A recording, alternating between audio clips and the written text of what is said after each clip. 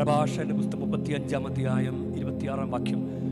വരൾച്ചയുടെ നാളുകളിൽ മഴക്കാറ് പോലെ കഷ്ടതയിൽ കർത്താവിൻ്റെ കരുണ ആശ്വാസപ്രദമാണ്. വരൾച്ചയുടെ നാളുകളിൽ മഴക്കാറ് പോലെ കഷ്ടതയിൽ കർത്താവിൻ്റെ കരുണ ആശ്വാസപ്രദമാണ്.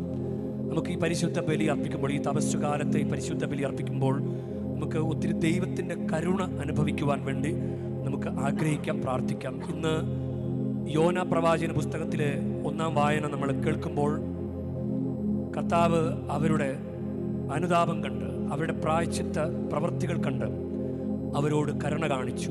അവരുടെ മേൽ അയക്കാനിരുന്ന തിന്മ അവരുടെ മേൽ അയച്ചില്ല. ദൈവം മനസ്സ് മാറ്റി. നമുക്ക് നമ്മുടെ കഷ്ടപ്പാടിനും ദുരിതത്തിനും ഇടയിൽ കർത്താവിൻ്റെ ഈ വിധത്തിലുള്ള കരുണ നമുക്ക് ലഭിക്കാൻ വേണ്ടി പ്രാർത്ഥിക്കണം. ഓരോ മേഖലകളും കർത്താവിന് മുമ്പിൽ സമർപ്പിക്കാം. ഈ നാളുകളിൽ നമ്മൾ ഈസ്റ്റർ സമ്മാനം ചോദിച്ചുകൊണ്ടിരിക്കുന്ന കഠിനമായ വിഷയങ്ങളുടെ മേൽ ദൈവത്തിൻ്റെ കരുണ, വരൾച്ചയുടെ നാളുകളിൽ മഴക്കാറ് പോലെ കഷ്ടതയിൽ കർത്താവിൻ്റെ കരുണ വന്ന് നിറയാനും ആശ്വാസമുണ്ടാകാനും നമുക്ക് പ്രാർത്ഥിക്കാം.